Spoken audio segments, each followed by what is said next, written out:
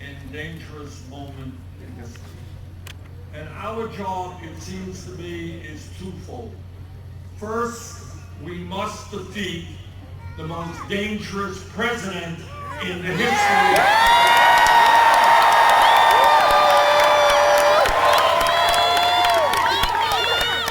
Donald Trump is not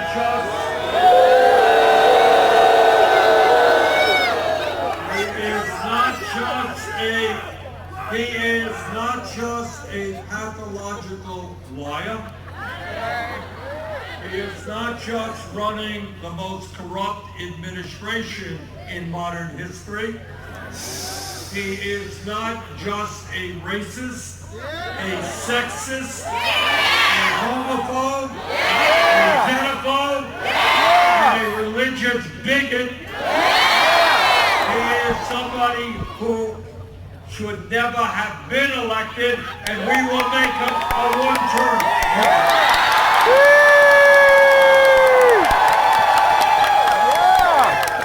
And that assumes that he's not impeached, which he will be impeached.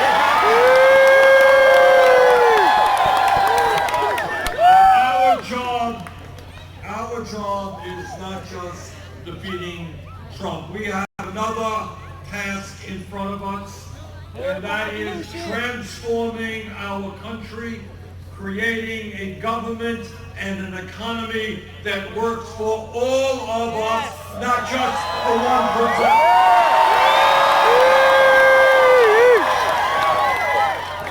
Donald Trump wants to divide our people up based on the color of their skin,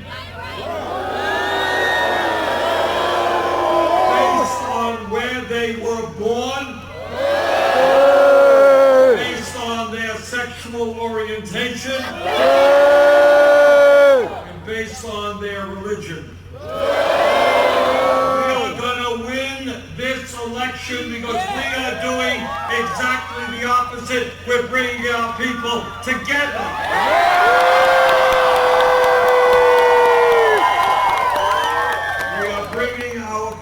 Black and white and Latino, Native American, Asian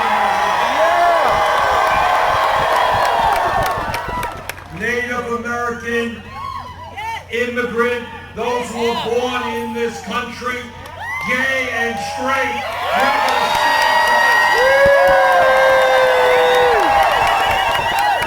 And we are going to stand together around an agenda that tells the billionaire class they cannot have it all. We are running on an agenda that says we will deal with the obscene level of income and wealth inequality which exists right now. It is not acceptable to me or to you that 3 people in America own more wealth than the bottom half of American society.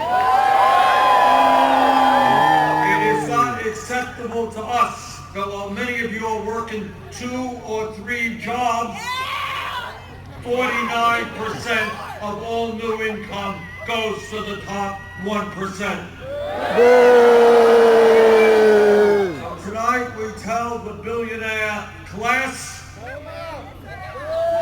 that this country belongs to all of us, and they are going to start paying their fair share.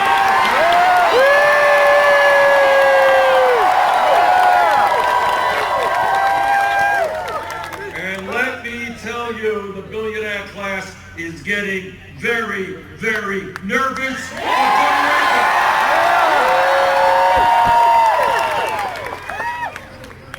When we talk about an agenda that works for all people, we understand that in America, the wealthiest country on earth, that if you work 40 hours a week, you should not live in poverty.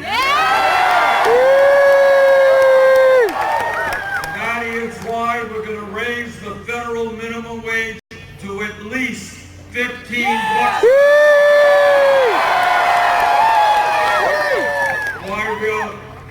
we are going to pay equal pay for equal work for women. And we are going to make it easier for workers to join unions.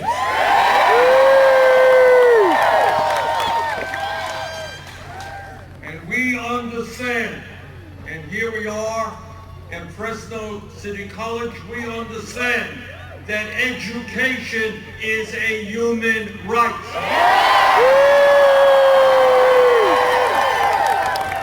And that means we are going to have high quality, affordable child care for the working families of this country.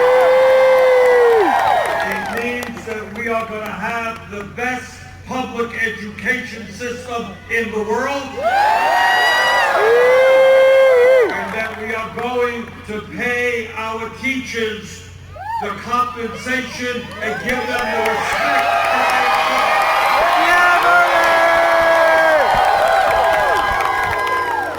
We need great teachers all over this country, and I hope many of you will become those teachers. And when we talk about education, we understand, and I speak as the son of an immigrant who came to this country without any money, never made any money. We understand that all of us have the right to get a higher education regardless of the income of our family. And that is why we are going to make all public colleges and universities tuition free.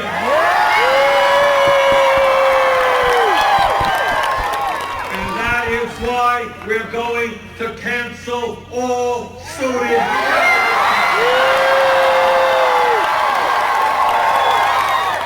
If the United States Congress, against my vote, could bail out the crooks on Wall Street, his friends could give $1 trillion in tax breaks to the 1% in large corporations. We can impose a modest tax on Wall Street speculation and cancel all student debt. Yeah, Bernie! 4 years ago when I came to California, I said that health care is a human right, not a privilege. 4 years ago, that seemed to be a radical idea, not so radical now. Together, we are going to end the international embarrassment of the United States of America being the only major country on earth not to guarantee health care to all of its people.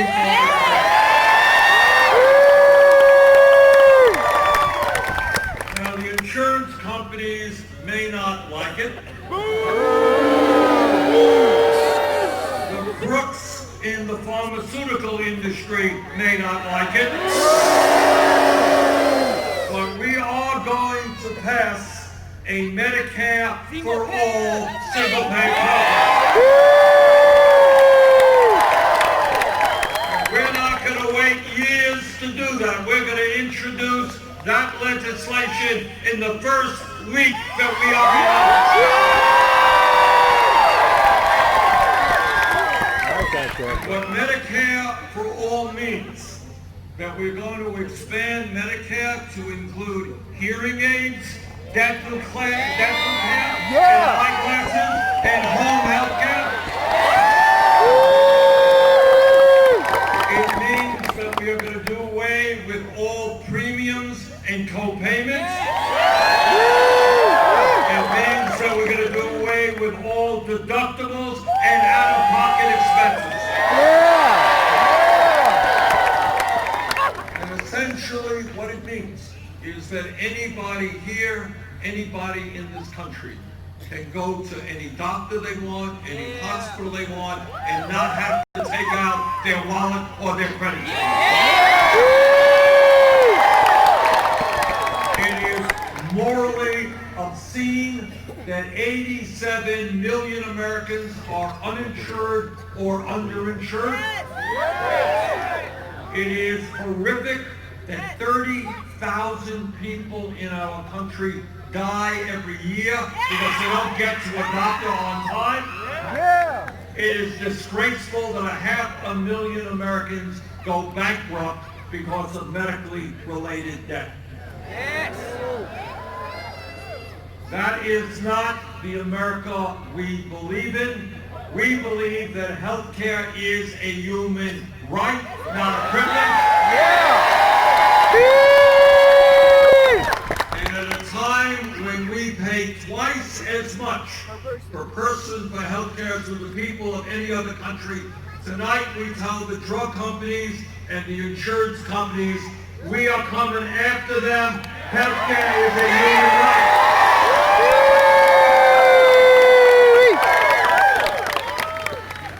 I want to say a word about an issue that is not just a California issue, although it is.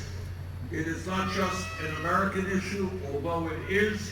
It is a global issue, and that is the crisis and emergency that we face regarding climate change.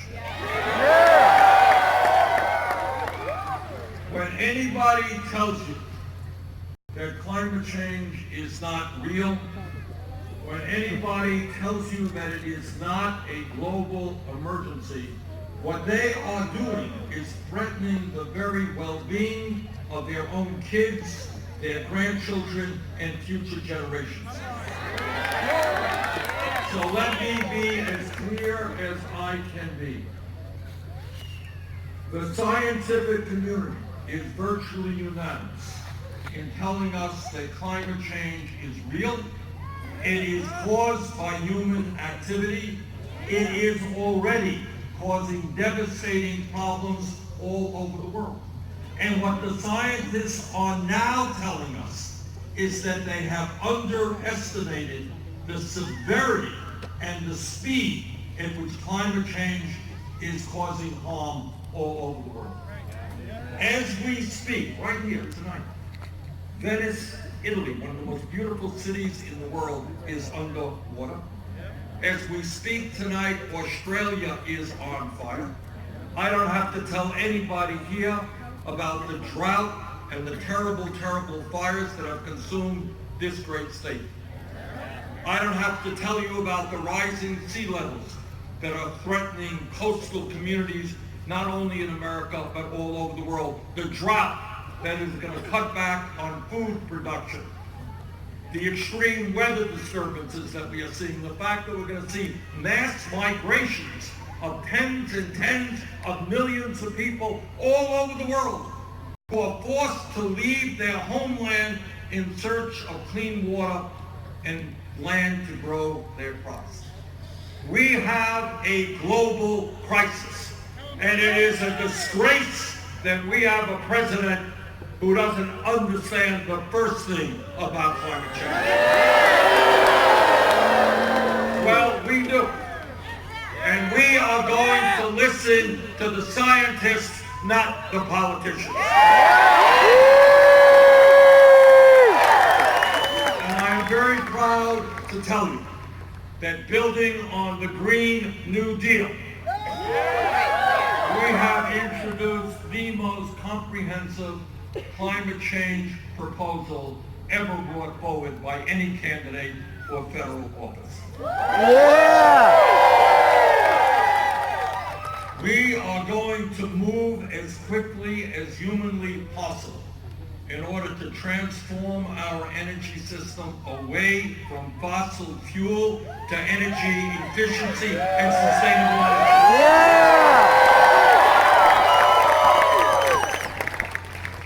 We are going to invest tens of billions of dollars in wind energy, solar energy, and other sustainable energies.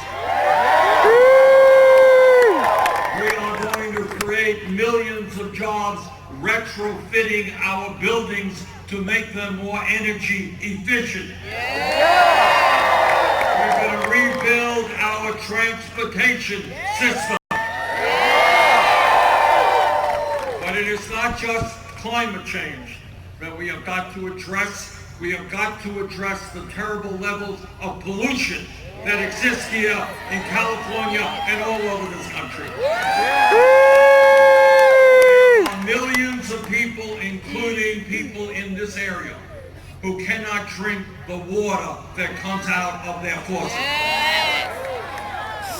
We are going to invest $1 trillion in rebuilding our infrastructure, and when we talk about infrastructure, we are talking about clean water. We are talking about building 10 million new units of low-income and affordable housing. This is the United States of America. We should not, we must not, we will not have 500,000 people tonight sleeping out on the streets of this country. We will not have 19 million families spending half of their income on housing.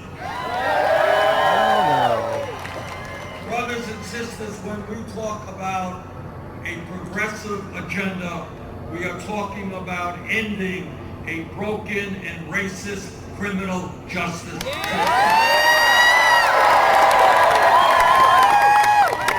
Instead of spending $80 billion a year locking up 2 million people, we are going to invest in our young people in education and jobs.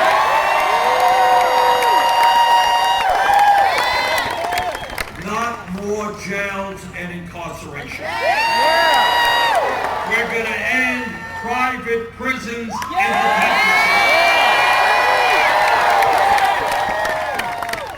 detention. We are going to end the so-called war on drugs. And not only will we legalize marijuana in every state,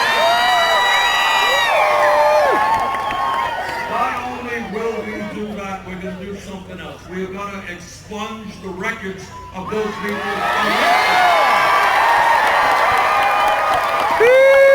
You know what else we're going to do? When marijuana is legal all over this country, we are not going to allow a handful of corporations to control that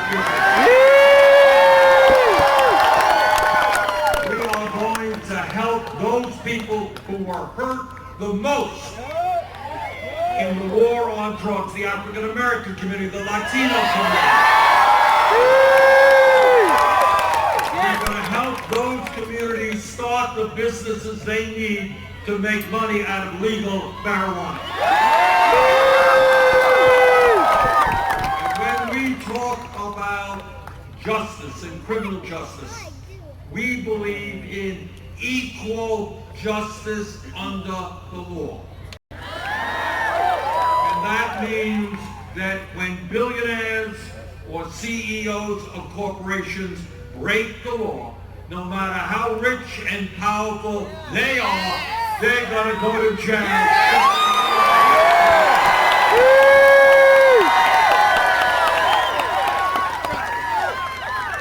Brothers and sisters, we believe in a government of love and compassion,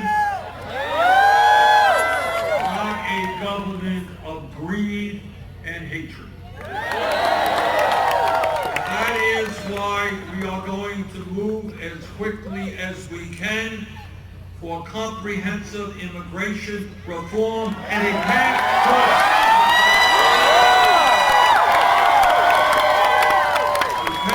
toward citizenship for the 11 million undocumented in this country. On our first day in office, we will reestablish the legal status for the 1.8 million young people and their parents in the DACA program.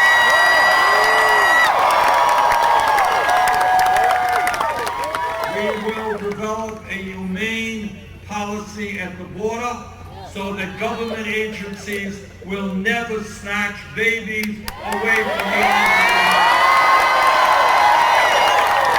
We will not be separating families. We will not be putting children in cages. Because we believe in bringing our people together, we're going to end the ugliness and the racism and the demonization that is currently going on with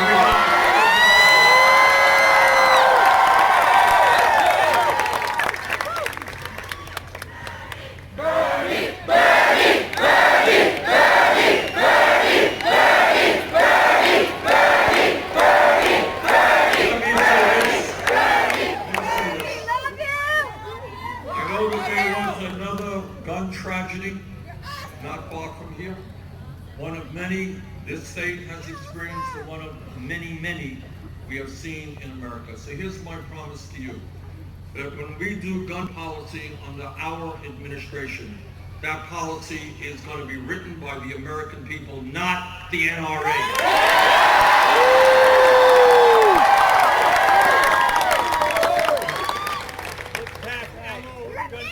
One of the saddest things that currently exists, and the tragedy of yesterday only reinforces it, is that we have kids all over this country and parents who send their kids to school who are scared. All right? School should be a place of learning. School should be a place of socialization. School should not be a place where kids are frightened of some terrible thing that will happen. We are going to work as hard as we can together, tackling it in every possible way to end the epidemic of gun violence which exists in this country.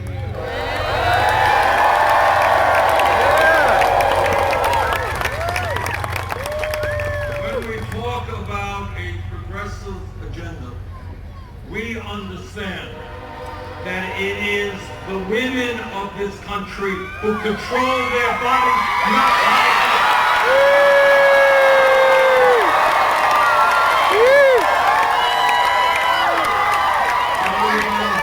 I hear a lot of my Republican colleagues in the Senate, they talk about getting the government off the backs of the people. They talk about small government. Well, if you believe in small government and getting government off the backs of the people, understand that women control their bodies.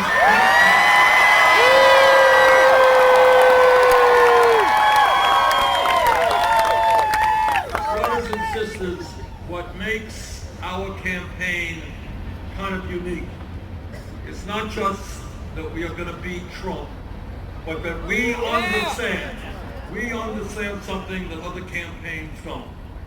And that is that real change never takes place from the top on down, right. Always takes place from the bottom on up. And if you think about history in this country, you're thinking about the formation of the labor movement in America, where workers did and are today standing up against powerful employers and are saying, we as workers are entitled to be treated with respect and dignity. We will form unions. And when you think about the history of the civil rights movement, we remember that millions of African Americans and their allies stood together to say that in America we will end all forms of racism.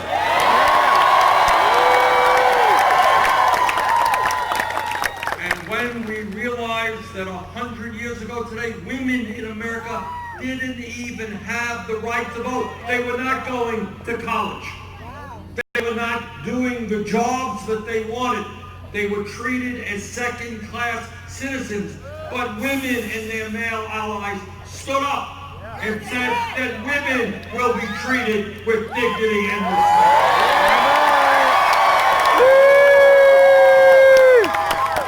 And when we think about the struggles of our brothers and sisters in the LGBTQ community,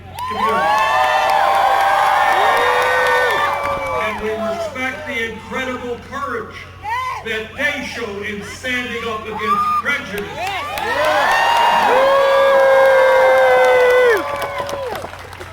That is how change takes place.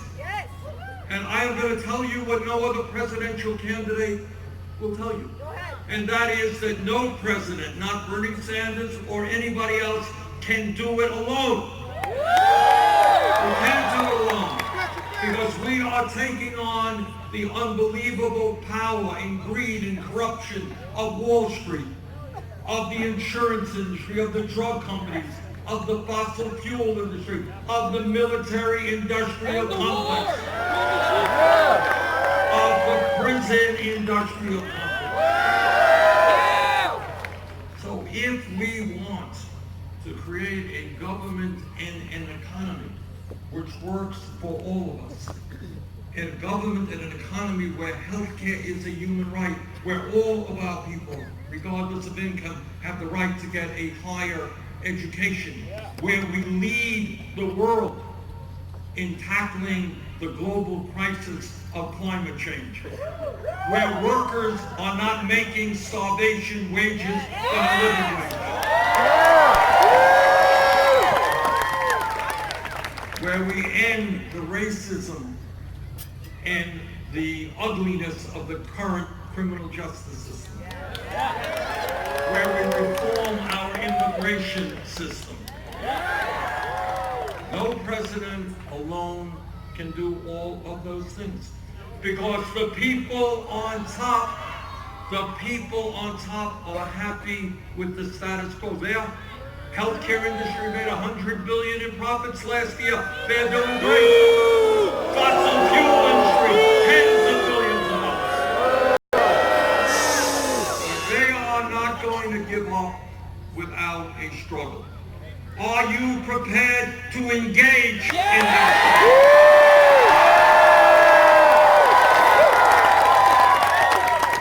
struggle? Are you prepared to stand up and fight for somebody who looks a little bit different than you?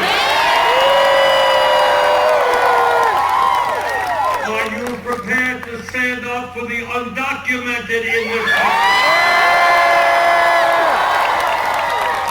Prepared to stand up against racism in this country?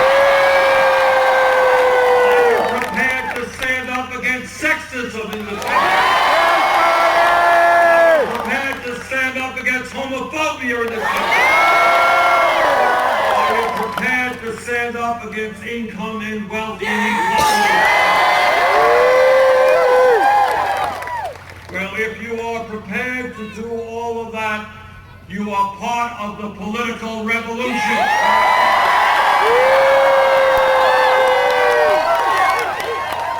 Brothers and sisters, it is no great secret that California has more delegates to the Democratic National Convention than any other state. That's who you are. You are the largest state in America.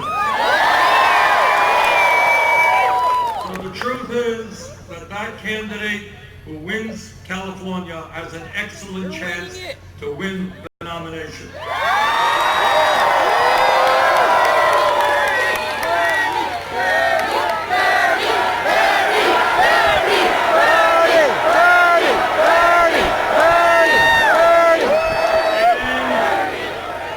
And with your help, we are going to win California.